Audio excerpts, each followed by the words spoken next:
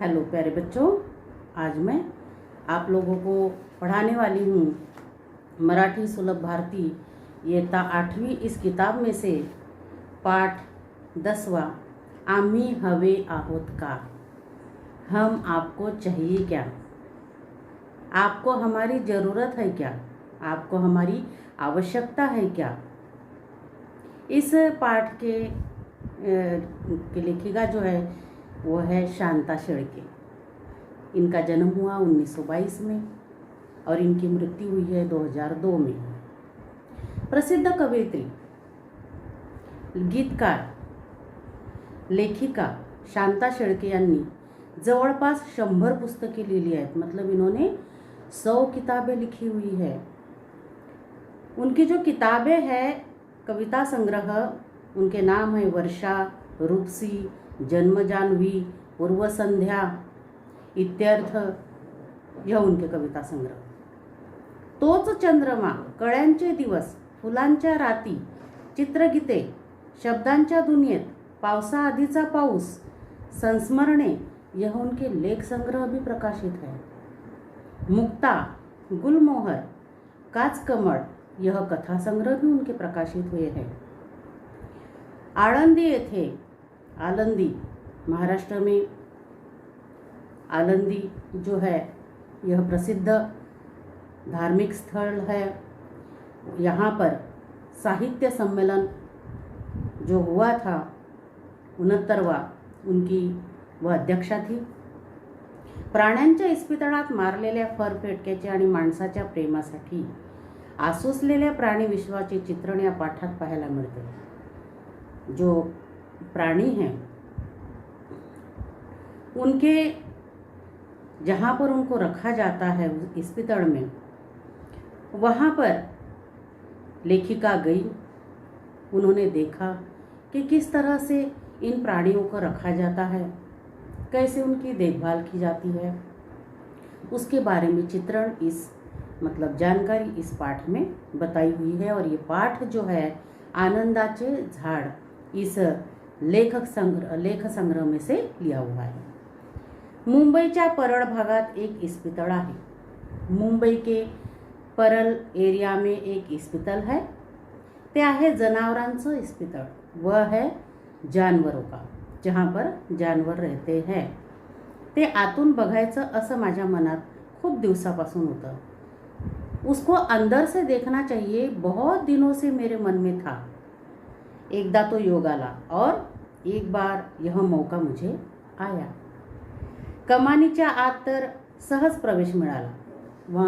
वहाँ पर मैं गई और वहाँ तो सहजता से मुझे प्रवेश मिल गया, परमिशन मुझे मिल गई। उजवीकडे एक छोटीशी इमारत दिसते। उजवीकडे मतलब राइट साइड में एक छोटी सी इमारत दिखाई देती है। हे बहुधा कार्यालय असावं, ऐसे लगा कि यह कार्यालय होगा।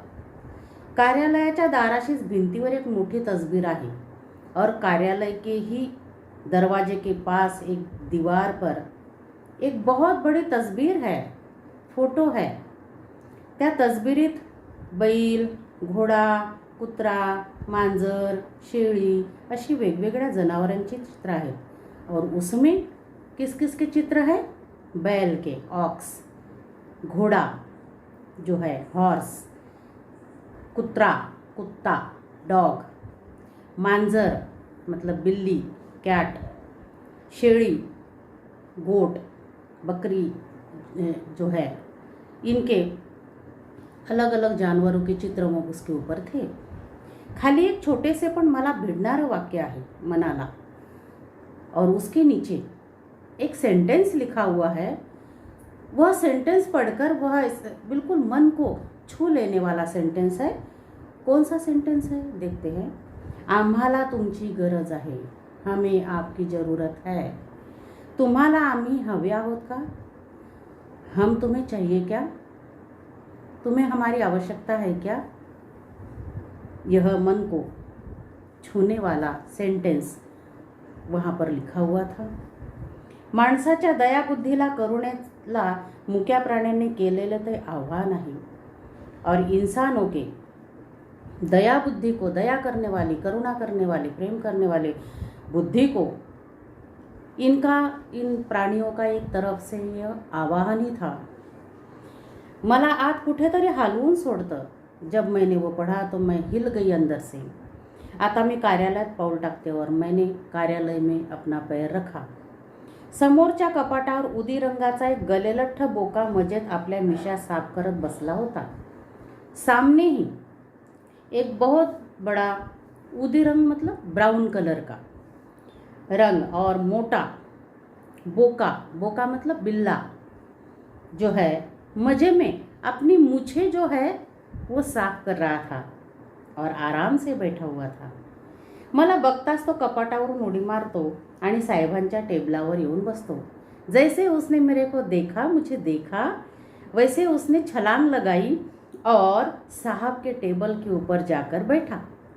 इस्पितळ बघण्यासाठी मी आले आहे. इस्पितळ देखने के लिए मैं आई हुई हूँ असं मी त्या साहेबांना सांगते. ऐसे मैंने वहाँ बैठे हुए साहब को बताया. बोक्याचं डोकं कुरवाडत ते माझं ऐकून घेतात.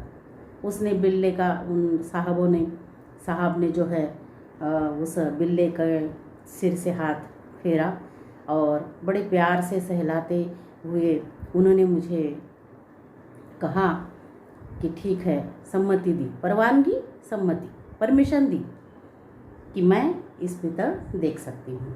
इतकंच नाही तर मला सारं इस्पितळ नीट दाखवण्यासाठी भरत नावाचा एक छोटा चुणचुणीत मुलगाही ते माझ्याबरोबर देतात.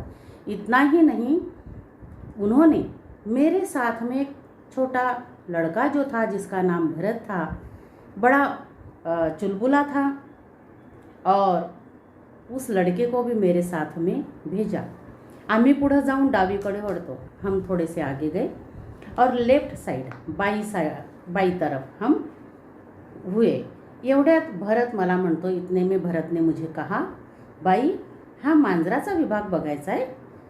बाई तुम्हें यह बिल्ली का विभाग देखना है. मांजराचा विभाग म्हटल्यावर मी उत्सुकतेने आत पाऊल टाकते. बिल्ली का विभाग देखने के लिए मैंने बड़ा उत्सुकता से पैर रखा.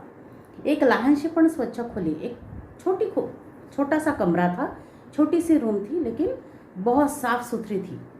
आपल्या स्वयंपाकघरातले ओटे जेवढ्या उंचीचे असतात तेवढ्या उंचीचे कट्टे आणि त्याच्या खाली एकेरी जाळीने विभागलेले छोटे छोटे खण. अपने रसोई घर में, स्वयंपाकघर मतलब रसोई घर, किचन, वहाँ पर जैसे कट्टे होते हैं उसी तरीके से उतनी ऊंचाई पर यहाँ पर कट्टे थे और उसको नीचे से जाली लगी हुई थी और बाहर के बाजू से भी जालियाँ लगी हुई थी. प्रत्येक खोलीत एक एक पेशेंट होता और उसके अलग अलग जो खाते थे उसमें एक एक पेशेंट था. एक भला थोरला काळाभर बोका आपल्या हिरव्या डोळ्यांनी व्याकुळ नजरेने बघत होता. एक बहुत बड़ा काला बिल्ला जो है हरे हरे आँखों से, बड़ी करुणा भरी दृष्टि से, व्याकुळ मतलब करुणा भरी दृष्टि से, दयालु भाव से देख रहा था.